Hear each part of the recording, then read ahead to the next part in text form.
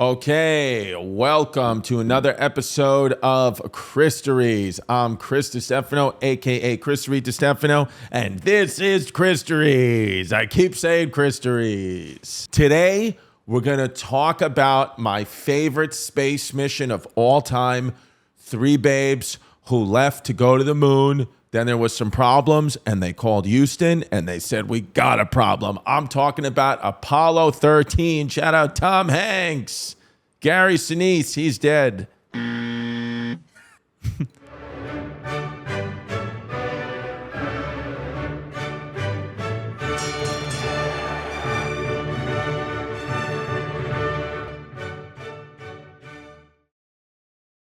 All right, let me set the scene. The space race.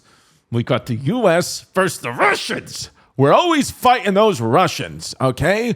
There was a group of Russians who were going to buy my house, and then that fell through. After World War II, the United States and the Soviet Union, they both realized how important it was to research rockets. They wanted to go to space. They were like, listen, we're going to kill each other on land and on Earth so much, but we also have to have ways to kill each other in outer space, so we have to just get to outer space. And there was what's known as the space race, which is not another race of people. It's just a race to get to space.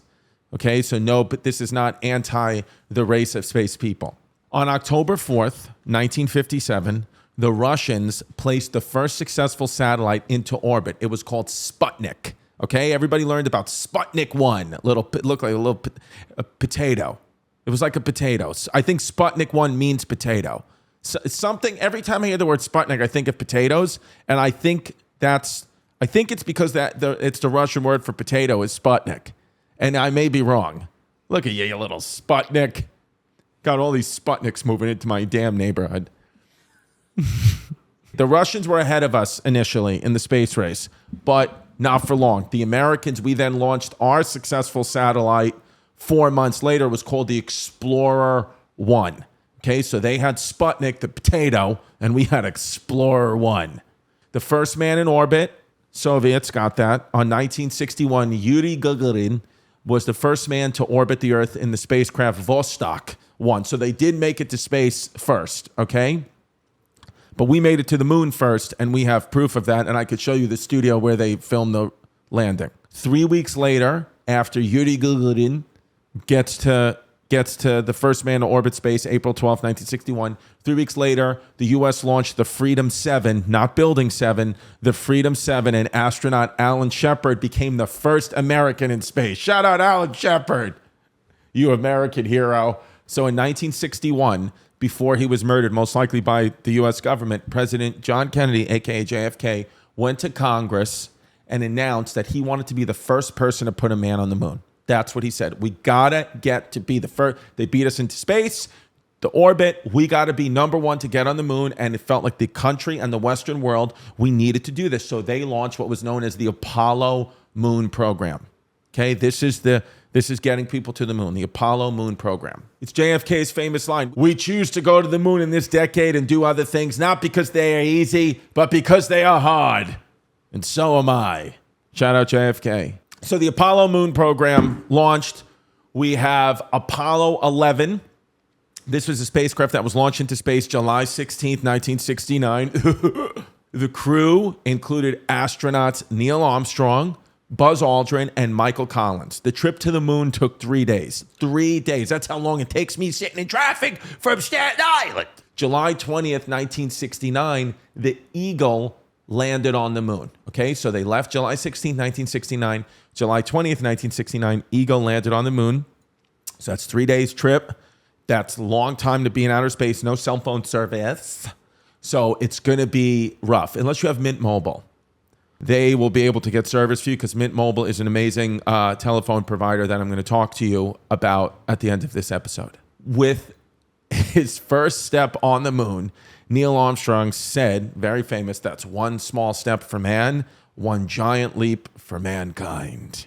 That's what he said. And now that they've updated that to say that's one small step for man, woman, they, one giant leap for man, woman, they kind. On November 14th, 1969, Apollo 12 comes out. 6 people on the crew. They're the second ones to land on the moon, and nobody knows their names because if you're not first, you're last. That's what Ricky Bobby said. So the United States, we had planned 10 missions to the moon, but the first one was so successful, we got there, we like pretty much canceled most of them because like, listen, we already beat Russia. What's the difference? Who cares? All right, so now we get to Apollo 13, the one that this episode's about. You've seen the movie. You know about it. It's the most famous one because it didn't get to the moon, and we almost lost these damn astronauts.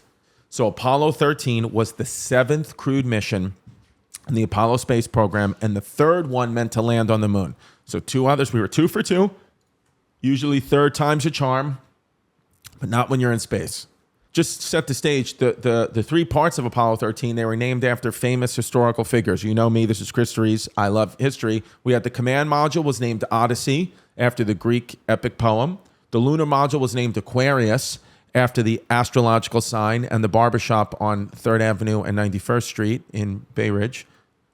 And the service module was named Casper after the cartoon character. Look at that. They named the service module after a movie that Christina Ricci was in. The logo, which might be my next tattoo, the Apollo 13 mission insignia depicts the Greek god of the sun, Apollo, with 3 horses pulling his chariot across the face of the moon and the earth seen in the distance. This was to symbolize the Apollo flights bringing the light of knowledge to all of the people. Okay, the mission motto, Ex Luna Scientia, from the moon, knowledge appears. Okay, so very heavy Greek influence here on Apollo 13, and as you know, when you hire Greeks to do something, they're almost going to get the job complete, but they're not going to get it fully complete because they're busy smoking cigarettes. Apollo's 13 mission, Jim Lovell, what a sick haircut. Mission commander, 42 years old at the time of the space flight. It was his 4th and last ever time trying this. Fred Haise, the lunar module pilot, he was 35 years old, first time space flight. We got a first timer. Jack Swigert, command module. He was the pilot. He got the job just a few days before the mission, first time ever in space. This guy just got, it's like, which by the way, for me, anytime like you have to make a big decision, just do it. Like my daughter, we were walking in the mall the other day, just shopping, getting stuff, like we had to get back to school supplies, and we walked past Claire's and she just got her ears pierced. Did that because it was like, boom, 1, 2, 3. We were like, go get your ears pierced. She was like, I don't want to do it. And then we pressured her into doing it and she did it. And now she looks cute, but she might have a little infection-wexy in one of her ears. No, I'm kidding. She wanted to do it, and she looks great. After Jack Swigert, we had Ken Mattingly, no relation to Don Mattingly, was replaced by Swigert because he was grounded after exposure to rubella. German measles got this guy. He got exposed to it, so he couldn't go because the kid may have gotten the German measles. And by the way, no news network at all showed Apollo 13's live takeoff because sending people to the moon had been done a few times before. So it's really like not that exciting. So like nobody kind of even knew this was happening. They were going to find out about it. It was going to be a humongous story, but it wasn't that big of a deal when they first went off into space. And the Beatles had broken up the day before that. So that was front page news. It was all about the Beatles. So 55 hours into space, they took off. Nobody cares. Everyone's just caring about the Beatles. This guy, one guy has measles. Nobody really gives a shit at all. They're up in space. Their wives are back cheating on them. Nobody cares. It's business as usual. 55 hours in space, mission control. They asked Jack Swigert to stir the hydrogen and oxygen tanks in the service module. Just stir them up. Just get your little coffee stirrer. Just stir them up. This created a spark, not of love and an actual spark. This created an actual, for real spark. And the last thing you want in space is fire. A few weeks prior, what happened was the insulation that had covered the wires inside the oxygen tank, that had melted off during a dress rehearsal. It's like, what are you people doing? This caused a fire and ignited highly concentrated oxygen. Now we have the iconic lines that Tom Hanks, who played Jim Lovell, we have the iconic line, Houston, we have a problem, that we've all heard before. What happened was Haise says, okay, Houston. Lovell says, I believe we've had a problem here. Mission Control, this is Houston. Say again, please. Lovell says, Houston, we've had a problem. We've had a main B bus undervolt. See, he said we've had a problem, but in the movie it says, Houston, we have a problem. But the actual transcript is we've had a problem because he's speaking in past tense because astronauts aren't as smart as you think they are. I don't know why he said we've had a problem and not we have a problem. And I don't know why the movie industry changed it. But if there's one group of people I trust, it's Hollywood. So I'm going to go with Houston. We have a problem is the right way because Hollywood has never led us astray and they're good people. Let's face it, after a night of drinks, I don't bounce back the way I used to. Okay, getting older, it's tougher and tougher. So I have to make a choice, either have a great night out or a great next day. That is until I found ZBiotics. Okay, have you ever skipped a workout because of the drinks the night before? Yeah, I know I have. If you're committed to your healthy routine this year, then you need ZBiotics, okay? We all have busy lives these days and can't afford to waste a day stuck on the couch because of a few drinks the night before. Well, ZBiotics is the answer you're looking for. It's a pre-alcohol probiotic, the world's first genetically engineered probiotic. It was invented by PhD scientists, so very, very smart, to tackle rough mornings after drinking. Here's how it works. When you drink alcohol, it gets converted into a toxic byproduct in the gut. It's this byproduct, not dehydration, that's to blame for your rough next day. ZBiotics produce an enzyme to break this byproduct down. It's designed to work like your liver, but in your gut where you need it most. Just remember to drink the ZBiotics before drinking alcohol, drink responsibly, and get a good night's sleep to feel your best tomorrow. That's all you got to do. I'm telling you, ZBiotics, it really, really, really works. I used it about a week or two ago. They sent some to me. And I drank pretty heavily and did not have a hangover at all. I felt good, got what I need to get done, and it's awesome. So right now, Labor Day is right around the corner. So you're gonna have fun. You're gonna celebrate America as you should. Make sure you stock up before the long weekend. Your friends and family will thank you. ZBiotics is what to do. ZBiotics is what you got to get. All you got to, and by the way, we're going to give you a nice discount right now. Go to ZBiotics.com/Christories to get 15% off your first order when you use Christories at checkout. That's CHRISTORIES at checkout. You can also sign up for a subscription using my code. You can stay prepared no matter the time or the occasion. ZBiotics is backed with 100% money back guarantee. If you're unsatisfied for any reason, they refund your money, no questions asked. Remember, go to ZBiotics.com/Christories. Use the code Christories at checkout, 15% off your order. Thank you, ZBiotics, for sponsoring this episode. As I told you during the episode, we're going to talk about Mint Mobile. They're the only ones that get cell phone service in space. Mint Mobile, from the gas pump to the grocery store, your utility bills and favorite streaming services. Inflation is everywhere, baby. Make it stop. But there's one company that's giving you a much-needed break, and it's Mint Mobile. Mint Mobile is the first company to sell premium wireless service online only. Mint Mobile lets you order from home and save a ton. Phone plans start at just $15 a month. And people think, well, what is the catch here? They don't have brick-and-mortar retail places. Everything is done online, so they save money not having to build up different phone stores, and they give the money back to the customer. For people looking for an extra savings this year, Mint Mobile offers premium wireless for just $15 a month. And it's awesome. You use your own phone with any Mint Mobile plan and keep your same phone number along with all your existing contacts. Switch to Mint Mobile. Get premium wireless service, $15 a month. Right now, get your new wireless plan for just $15 a month and get the plan shipped to your door for free. Go to mintmobile.com/Christories. That's mintmobile.com/Christories. Cut your wireless bill to 15 buckaroos a month at mintmobile.com/Christories. What's up, everybody? I want to talk to you about Factor. I want you guys to eat right, and Factor is the only way you can do it. With the busy fall season already in swing, you might be looking for wholesome, convenient meals for jam-packed days. Factor, America's #1 ready-to-eat meal kit, can help you fuel up fast with chef-prepared, dietitian-approved, ready-to-eat meals delivered straight to your door. You'll save time, eat well, and stay on track with your healthy lifestyle. Too busy running around during the day to think about lunch? Keep your energy up with Lunch to Go. Effortless, wholesome meals like grain bowls and salad toppers. I'm a topper. That are ready to eat when you're on the go. No microwave required. It doesn't matter. I'm going to put a little Factor meal on this guy, Don DePetta. Look at you. This September, get Factor and enjoy eating well without the hassle. Simply choose your meals and enjoy fresh, flavor-packed meals delivered to your door, ready in just 2 minutes. No prep, no mess. Head to factormeals.com/Christories50 and use code Christories50 to get 50% off. That's code Christories, CHRISTORIES 50 at factormeals.com/Christories50 to get 50% off. Go Factor!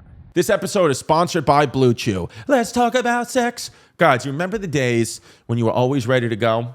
You can increase your performance, get the extra confidence in bed. Well, listen up. BlueChew.com is going to save your life because Blue Chew is a unique online service that delivers the same active ingredients as Viagra, Cialis, and Levitra, but in chewable tablets at a fraction of the cost. You take them anytime, day or night. Plan ahead. Be ready when the opportunity arises. Blue Chew tablets are made right here in the USA and prepared and shipped direct to your door in a discreet package, okay? You are going to be rock hard for summer, winter, and fall. That's what it's about. I want to see pics.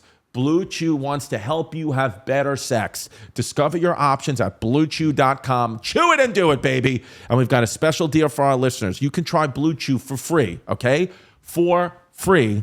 All you have to do is use the promo code Christories, CHRISTORIES, at checkout. All you got to do is pay the $5 shipping. Literally, you can get you a boner for $5. I'll give you a $5 boner. Boom. BlueChew.com, promo code Christories. Receive your first month free. That's all you got to do. Put in that promo code Christories, BlueChew.com, promo code Christories for free. $5 shipping. That's all you got to pay for your first month. It's beautiful. Visit BlueChew.com for more details and important safety information. We thank Blue Chew for sponsoring the podcast. Actually, Apollo 13 crew, they had thought they'd been hit by a meteor. That's literally what they thought. We got hit by a meteor, which is funny because they're astronauts, some of the most intelligent people in the world. And it's like, that's what I would think. I'd be like, we got hit by a shooting star. But they didn't realize that it was there. It was because of the dress rehearsal. That's why they don't do dress rehearsals. That's why dress rehearsals are not just be in the moment and do it, okay? Do like Lizzo. No dress rehearsals. She's just like, instead of doing a dress rehearsal, I'm just going to make you eat bananas out of each other's. Now, Apollo 13 thought they got hit by a meteor, a shooting star. But Mission Control thought it was instrumental because so many things were going wrong at once. So they're like, there must be some kind of problem. There must be some kind of issue. I mean, did somebody spill coffee on the control panel? What are you guys doing up there? We told you to eat your food out of toothpaste tubes. Okay, so after taking a look outside, what they did, they called Sean the contractor. And after he took a look around outside, they saw that something was venting out into space. Okay, you don't want to see smoke and stuff going out to outer space. They learned that they were losing oxygen that wasn't necessarily used for breathing, but used for water and power. So they were still going to be able to breathe, but they were losing oxygen that they needed for water and power. They had lost one whole tank. The second one was losing oxygen quickly, so things are getting dicey. Now, Houston, they ordered to hold the flow by shutting off the the rectal feed valve from the two fuel cells that had to be shut off. Okay, so this is technical mumbo jumbo. They just had to shut off some valves. And that was devastating to the astronauts because now they know, well, now I guess we're not going to the moon. They got to just try to get back home. What would you do? Would you still want to just try to make it to the moon knowing you're never going to go back home, or would you try to get back home? So, and here's Chrissy Conspiracy's Corner. All of a sudden, because the Americans are crushing, we're getting to the moon, we're really just sticking it to the Russians, and all of a sudden, the third mission, they said that there was a fire, something happened in a dress rehearsal. When the ship finally got back, finally landed in the water back on U.S. property, and we were able to look, the U.S. government was able to look and see what happened, they found little pieces of a potato inside the control panel, a.k.a. Sputnik. So we know that it was the Russians trying to sabotage us. Well, it didn't work, okay? It didn't work. And we're still beating you. That's why we're sending $1 trillion to people in Ukraine, okay? That's why we're sending $1 trillion to the people in Ukraine, and the homeless crisis gets bigger here because it's all about beating the Russians. If you're a migrant, you can stay in our studio. All right. So now this is a mission to get home. I've been here before. I'm on a mission to get home. I took too many edibles. I drank too much wine. I got to get home. They moved themselves into the lunar module, the LEM, that served as their lifeboat, okay? So they had only a few minutes left with oxygen, and they had to transfer data from their command module's computers to the LEM computers, okay? They had to transfer, it's just a quick transfer thing. They had to correct their course, and they continued to the moon using the moon's gravity to pull them into orbit. With a brief engine burn from the lunar module, it would slingshot them back to Earth. I mean, this is crazy. This is a crazy, crazy thing they have to do, but they literally have no other options. They're going to slingshot around and then go use whatever the lunar modules, the LEM's supply of power and oxygen. They weren't sure exactly how much they had in there, but they were like, this is literally our only chance. We'll see if we can get home. It was built for 2 people, not 3. So that means somebody had to sit on somebody's lap. And then at the moon, they were asked to close, when they did the slingshot thing, they had to close down all their critical systems to conserve power, one being heat, and it's cold as fuck in the moon. You don't realize how cold it is. It's a cold world. And it was an uncomfortable ride home because it was too cold to sleep and their food and water supplies froze, and then somebody was sitting on their lap. So it was rough. And I think one of the astronauts was really sick. At least in the movie he was. Okay, so now we got another issue, okay?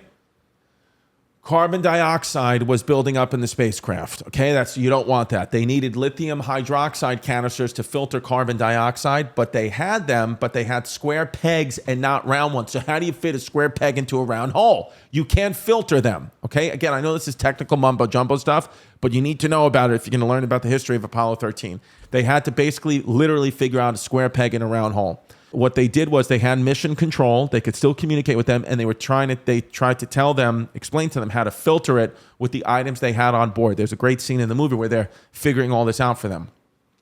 The next issue, Houston told them they needed a new course correction because the angle they were headed for was too shallow, and they were going to skim off Earth's atmosphere and bounce up into space.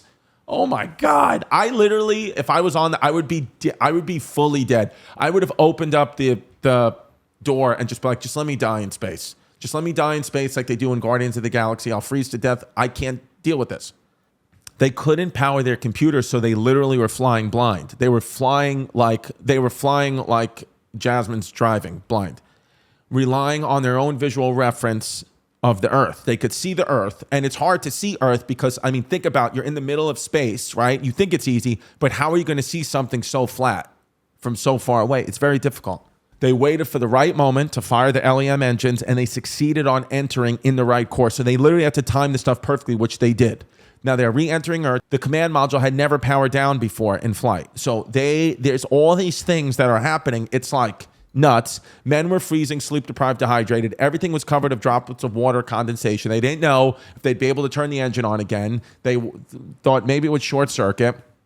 After opening the engine, they prepare for re-entry, but feared the intense heat of the re-entry would kill them. So they were cold, then they're going to be too hot. It's like literally, it's insane. And by the way, when you're coming down, I looked this up. When you're re-entering, like these astronauts, the way they re-entered, like, you know, like when you're on a roller coaster and you like have that drop, that's what they felt for like 5 minutes. They just felt that, just literally like shooting back toward, like, think about that feeling that you have when you're like, oh, I'm gonna die. They felt that for like literally 5 minutes, just fully shooting like the tallest roller coaster ride of all time from outer space into the ocean. So what's gonna happen? So they're gonna splash down, baby. They made it. There was a few tense moments. They lost communication. They didn't know what was gonna happen. They made it April 17th, 1970, 142 hours after the launch. They landed, splashed down in the Pacific Ocean. Okay, this would be called a successful failure, which is what this show is. After 2 months of a report, they concluded what the problem was, that all indications are that electrically initiated fire in oxygen tank number 2, the shit tank, service module, was the cause of the accident. Okay, somebody dropped a number 2 in tank number 2, and that's what caused all these issues. It supposedly wasn't Russians, but I still believe it was. It was what Houston thought it was, some type of electrical issue. The astronauts felt that the accident was not the result of chance malfunction in a statistical sense, but rather resulted from an unusual combination of mistakes coupled with a somewhat deficient and unforgiving design. So it's one of those things, what could go wrong went wrong. Murphy's Law. A lot of things happened, but ultimately, because we're Americans and we never die, we were able to still get our astronauts back and land them in the water safely. And they landed, and if they would have landed today, they would have landed probably right in the middle of a protest about how much people hate America. It's just what it is. In closing, sometimes getting a virus can save your life. I mean, the guy had the German measles. He almost died up there, but he wasn't. He was down below, just dealing with his measles. Practice doesn't always make perfect. Shout out NASA for demonstrating crisis management, innovation, problem-solving capabilities. We love teamwork. Good for you, you little smart little motherfuckers. And now this prompted changes in spacecraft design and procedures to enhance safety and an elevated public interest and appreciation for space exploration efforts. So thank you so much. I think Apollo 13 overall was a good thing. Taught us that we can survive. And it made people interested in space. By the way, I don't think we've been to the moon since then. I don't even think we try anymore. We don't try. We're literally, it's not about that anymore. Now it's about aliens, which, by the way, Chris, a conspiracy here. I think that Apollo 13 was either derailed by Russians, they found Sputnik potato heads, or aliens. It could have been aliens not wanting us to know about what's really going on the moon. Okay? I believe Elon Musk is an alien. That's what I believe. I believe that he knows a lot more than we think he knows, and because he's alien blood. And I think that a lot of us probably are aliens and we don't know it. Or maybe some of us do know it, but you've been sworn to secrecy. I don't know. But I do know that Apollo 13 was a great movie. Tom Hanks is the greatest actor of all time. And I remember watching Apollo 13 on VHS. I had 2 VHS tapes at home under my nightstand. And I had one was the Apollo 13 VHS. And then the other one was known as the Spanish Porn, which was a Spanish porno tape that on VHS that was passed around from our friends. And I'll never forget that VHS was blue. Most VHS tapes were black. This one was blue. And everybody would get a week with it. With the Spanish, it was like, Colombian women with big bushes from the 80s that we would all watch as with teenagers. And then I was going to give it back the next day to one of my friends, whoever was next on the list, to have the Spanish porn. And my mom found it and played it. And I came home from school that day and she had smashed it into a million pieces with a hammer. And there was a big Post-it note that said, "Get this filth out of my house." So I lost the Spanish porn. And then for the rest of my teenage years, I had to masturbate to Apollo 13. Remember, yesterday was history.